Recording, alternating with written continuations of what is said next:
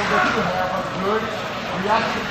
What that means is makes an easy digestion and avoids fermentation, which ultimately helps you to prevent blood acidity, which is the cause of all health problems that we have. By avoiding fermentation and blood acidity, everything works the way it should. That's the key for him. How to combine your foods within the same meal. So, like I said, it shouldn't be called a diet because you can eat anything you want. The trick is, within that meal, how do you combine your food? For example, most people learn to eat whatever they eat because great-grandmother used to prepare that for grandma, grandmother used to prepare that for your mom, and then mom prepared that for you. So you grow up just naturally going into that. More often than not, no one on that sequence stops to think about, is this stuff actually good for me? Or am I eating it just because somebody else put on my plate when I was a kid, and I grew up eating like that, and I learned to like that, and now that I like it, I'm going to eat it because it tastes good. That's usually the process what happens when people learn to eat food, whatever that is. Not in my house. My house is different. When I grew up, I wasn't eating something that somebody thought someone. My Uncle Carlos, like I said, eventually he snapped at the break and said, wait a minute, we're not just going to eat stuff because it tastes good. We're going to start eating stuff that's actually good for you. If it's not good for you, we are not doing this. And as a result of that, the whole family grew up eating foods that were, based on his studies, like I said, there's a whole bunch of stuff out there, based on his studies, were good for your health. There was a lot of fruits and vegetables, which we all know is good for you, I don't have to tell you that. Besides the fruits and vegetables, there were things that he simply that we're not going to eat this. Never in my life. I opened the refrigerator in my house and saw a Coca-Cola bottle in there. Never, ever. We know that if you get a Coca-Cola bottle and you get a rusted nail and you throw the nail inside the Coca-Cola bottle, it's going to clean up the nail. That's as simple.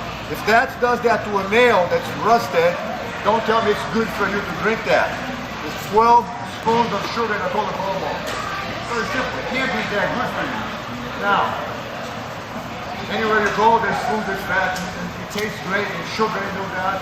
McDonald's, or what is it, McDonald's?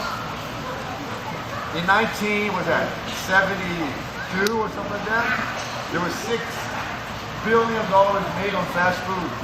$6 billion. In 2010, there were $142 billion made in fast food. I drove by the other day, I was going somewhere, and I see this big, huge sign that had a hamburger for 99 cents. One hamburger, 99 cents. Anybody who's selling one hamburger for 99 cents and making a lot of money from it can't put the best quality food as a priority. It's the cheapest bread, the cheapest everything they can. You go in there, you buy that food that tastes good, makes you happy for those few moments, but the consequence of that, they don't care about that. They don't care how bad the hamburger is. They don't care that they need this constant hormone so they grow faster and they can sell the meat quicker so they can get money out of it quick. They don't care about that. They just want to get the money. As a result of that, obesity is all over the place, heart problems all over the place, diabetes all over the place, and kids are just growing up on that direction.